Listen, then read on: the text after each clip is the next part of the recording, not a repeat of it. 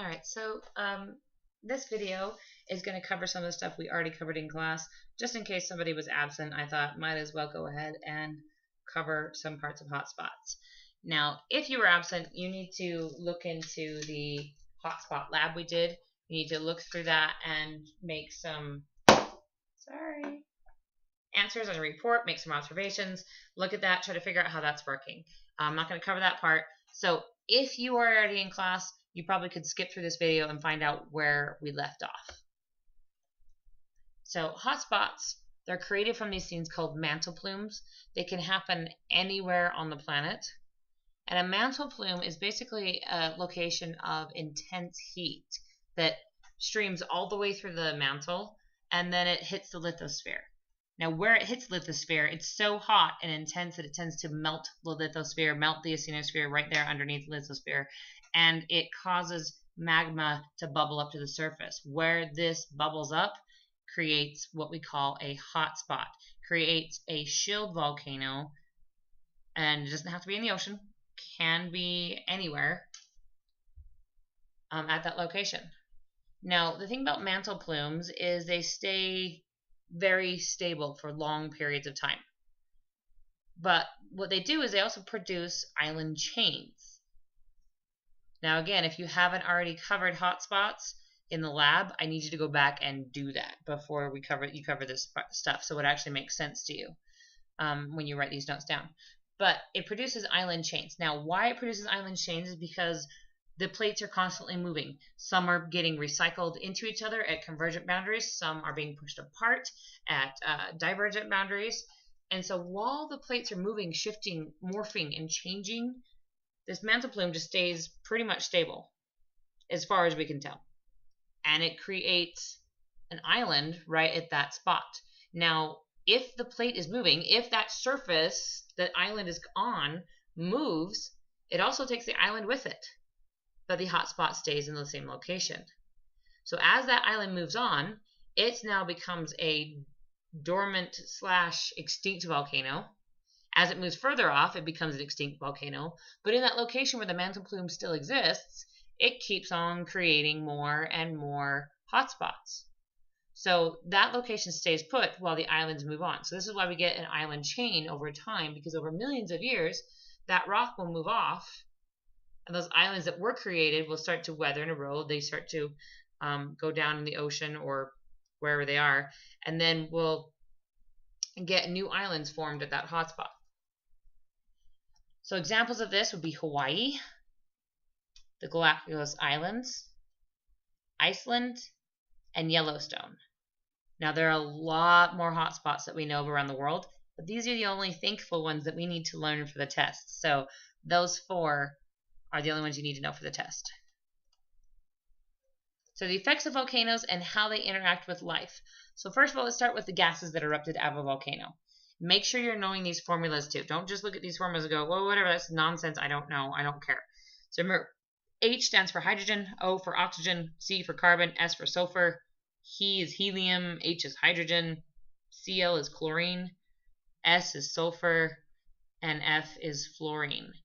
So when you're using these terms, make sure you're also memorizing these formulas so that you can produce these on the test. So water vapor, H2O, carbon dioxide.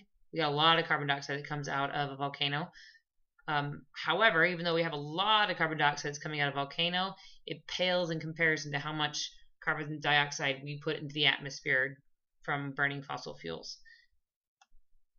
Sulfur dioxide, carbon monoxide, still a greenhouse gas, but not a very prevalent one. Not very much comes out of a volcano.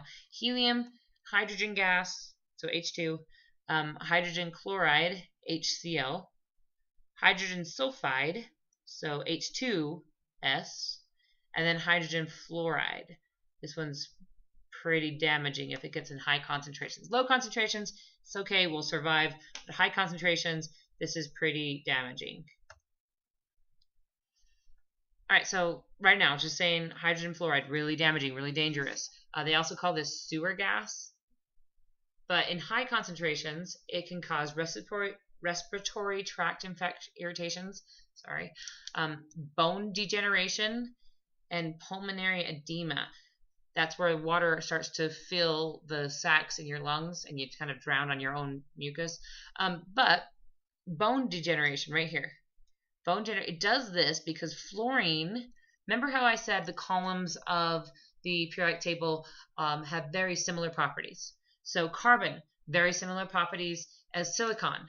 So the same kind of stuff that your body uses to build its structure with carbon, other organisms on our planet can use silicon in place of carbon. Well, fluorine and chlorine are extremely similar, except fluorine loves to react with anything, and it has a pretty strong pull, and it will start to react with stuff. So when hydrogen fluoride gets in your body in high concentrations, this fluorine will start ripping out the calcium in your bones. So it's a very, very dangerous thing to basically have in your body. It's not good. So lower concentrations, we just have sort of irritation. Eye irritation, diarrhea, dizziness, excitement, staggering. So this is how it gets into animals and hurts our wildlife. We get an eruption, we get a lot of hydrogen fluoride, it coats the grass, and then the herbivores eat the grass, and then they have really brittle, weak bones because the fluorine is actually ripping out basically calcium from their bones. Really, really bad. Also can poison them, make them sick, vomit, can kill if it has high enough concentrations for a long enough time. It also contributes to acid rain. If you ever see a formula where it's got hydrogen attached to something like fluorine, this thing's going to dissociate when it comes in contact with water. Dissociate meaning it's going to split apart. And since acids are the amount of hydrogen ions floating around in the water, right here, we've got this splitting apart. We've got a lot of hydrogen ions. We've got an acid. Carbon dioxide also can create an acid in the water, but our main problem here is that it's really, really dense. So we have a lot of this coming out of a volcano. Organisms nearby will basically suffocate. Not technically suffocate, it's called asphyxiation because it displaces the oxygen in the area. So the oxygen will float above the carbon dioxide. Plants, animals, anything that needs oxygen to survive will basically not have the oxygen they need to breathe. And if it lasts long enough, they die. Carbon dioxide can also collect in the soils. This will disrupt the nutrient intake of plants and microbiological organisms. Sulfur dioxide, this is our main issue with acid rain. This is the main producer causing molecule to acid rain. It causes pollution and smog. On a global level, if we get enough of this in the atmosphere, if we've got a huge eruption or we have multiple eruptions around the same time, it actually can lower the surface temperature, and because the sulfur dioxide compound reflects sunlight back out into space. And since we stay warm because sunlight reaches the planet and makes us warm, this stuff acts kind of like a shield, shooting it back out into space. Now it can also help deplete ozone. So that layer up in the stratosphere that helps keep us from dying and being burned and killing cells and such, this helps to destroy those molecules. It can also cause respiratory system, skin, eye, nose, and throat irritation.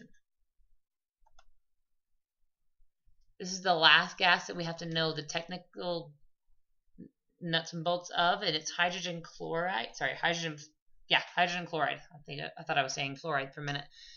Causes irritation of the eyes, throat, and respiratory system. It can lead to acid rain as well because of its solubility in water. Again, like I said, hydrogen bonded with chlorine gets in water. We've got dissociation of hydrogen. Hydrogen ions start floating around, and we've instantly got an acid.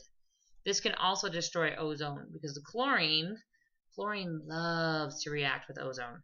And it's much more happy to be with oxygen molecules than it is to be with its hydrogen molecules. So if this gets high up into the stratosphere, chlorine's like, whoo, screw you, hydrogen, leaves hydrogen, and it goes after the oxygen atoms that are inside of the ozone molecule.